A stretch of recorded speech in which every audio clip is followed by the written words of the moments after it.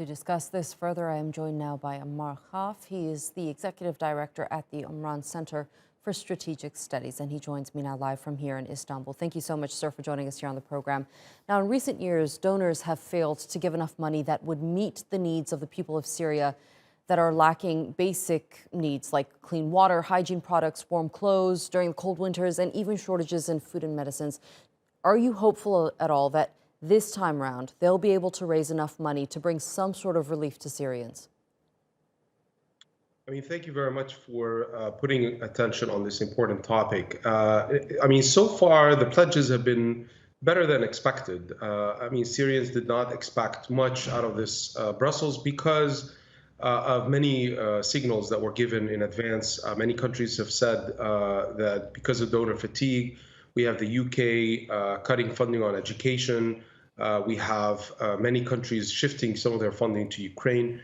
And so there are, serious problems on the humanitarian funding sector in Syria, that the focus has always been on a band-aid approach rather than a systematic empowerment approach.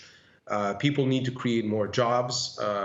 Syrians need to empower themselves so that they could overcome the current humanitarian crisis. So far, the funding has been minimal. Today, the funding pledges have been positive, I would say, but more is needed than is being delivered. And what do you make of the fact that they've raised money to fund more than 60% of humanitarian needs in Ukraine compared to only 6% for Syria? Do you think that there's a double standard in the way that refugees are being treated? Of course, I see a double standard in that. I see a lack of a vision, of a strategy. When you cut education, you know that the need will be much more in 5 years than today. Because when you cut education, there's poverty, there's crime, there's drugs, there are many problems, extremism, that will come out as a result of that. And unfortunately, also the funding of neighboring countries has not been sufficient. So when you talk about empowering refugees, that naturally pushes people out of Syria rather than into Syria. Right. And with the COVID-19 pandemic, as we've mentioned, that has caused an economic fallout in countries across the globe, as well as the war in Ukraine now being at the top of the agenda for most nations. How important do you think this conflict is for the EU, taking this donors conference into consideration?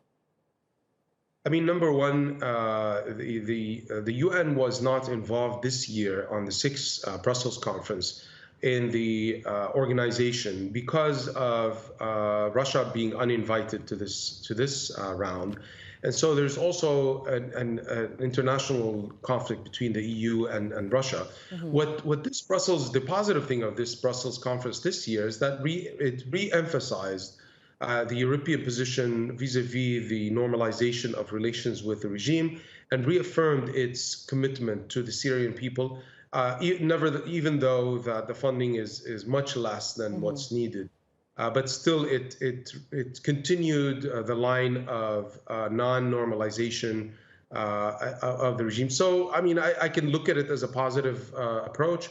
The role of civil society in this round was minimal. This is the first time we have a physical meeting since COVID. But nevertheless, I see both the negatives and the positives of this conference. All right. The Executive Director at the Omran Center for Strategic Studies, Ammar Kahf, thank you so much for joining us here on TRT World.